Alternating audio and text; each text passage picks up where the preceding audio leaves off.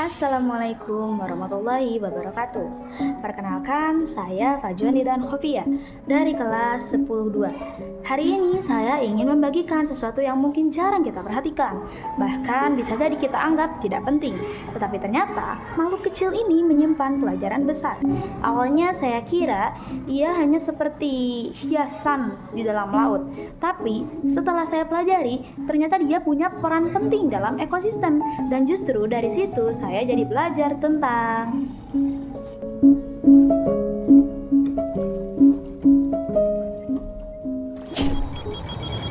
objek yang saya amati sering disebut kupu-kupu laut. Soalnya di laut, dia terlihat seperti mengepakkan sayap yang mirip kupu-kupu beneran. Salah!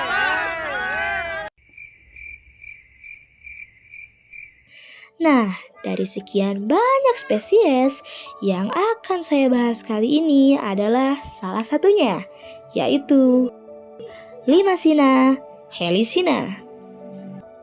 Hewan kecil ini termasuk dalam filum Mollusca dan kelas Gastropoda.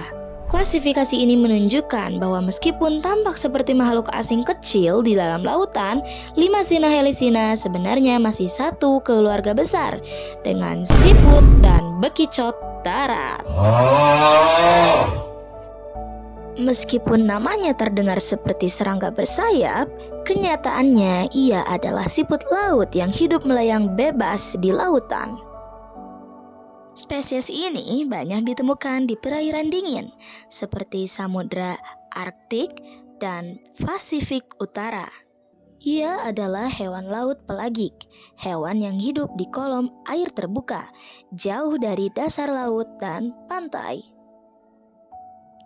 Ciri khasnya adalah tubuh transparan dengan cangkang spiral tipis, dengan dua sayap lembut yang digunakannya untuk berenang pelan-pelan di kolom air.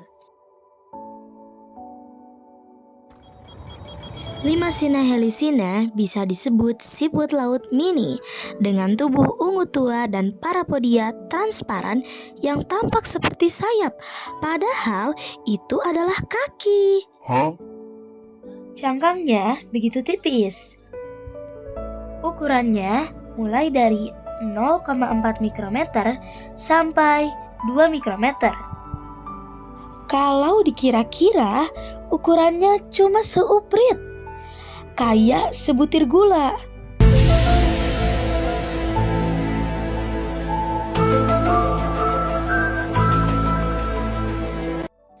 Permukaan tubuhnya halus dan licin, seperti kebanyakan gastropoda planktonik yang hidup melayang di air. Tubuhnya juga memperlihatkan simetri bilateral. Maksudnya, bagian kiri dan kanan tubuhnya cerminan satu sama lain, simetris.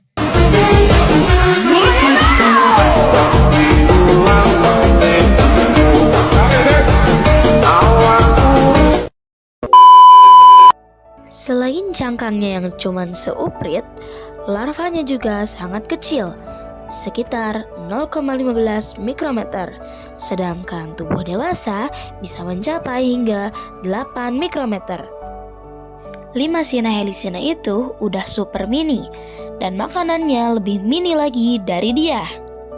Makanan utamanya adalah fitoplankton yang cuma bisa dilihat pakai mikroskop, atau marine snow, partikel organik kecil yang melayang di air. Dia mempunyai mukus web atau jaring lendir super tipis yang dibentangkan di dalam air. Buat apa sih? Buat nangkap partikel makanan. Setelah jaringnya penuh sama plankton, dia gulung dan makan jaringnya plus isiannya. Jadi ibaratnya kayak makan krepes yang udah diisi topping. Cuma di sini toppingnya plankton. Limacina helicina berkembang biak dengan mekanisme hermaprodit protandri. Saat masih kecil, ia berperan sebagai jantan yang menghasilkan sperma. Setelah cukup besar, ia berubah menjadi betina yang menghasilkan telur. Unik banget kan? Meskipun satu individu bisa berganti peran sepanjang hidupnya, proses perkawinan tetap melibatkan dua individu. Satu bertindak sebagai jantan, satu sebagai betina. Seekor betina dapat menghasilkan sekitar 380 telur per hari dengan jumlah yang bervariasi antara 240 hingga 520 telur tergantung ukuran dan kondisinya. Fertilisasi terjadi melalui penyaluran sperma dalam bentuk spermatofora saat kawin. Telur-telur kemudian ditempatkan dalam pita berlendir, ribbon-like clusters. Biasanya pada musim panas, meski kadang juga pada musim dingin. Telur menetas menjadi larva veliger berukuran sekitar 0,15 mikrometer. Organ reproduksi mulai terbentuk ketika ukurannya mencapai 0,7 mikrometer. Dan individu dinyatakan dewasa pada ukuran sekitar 0,8 mikrometer. Setiap betina mampu menghasilkan 1-2 kantong telur per hari dan dapat menelurkan hingga 4.000 telur dalam beberapa minggu. Larva veliger muncul sekitar hari ke-7 setelah penetasan. Siklus hidup Limacina helicina umumnya berlangsung antara 1 hingga 2 tahun.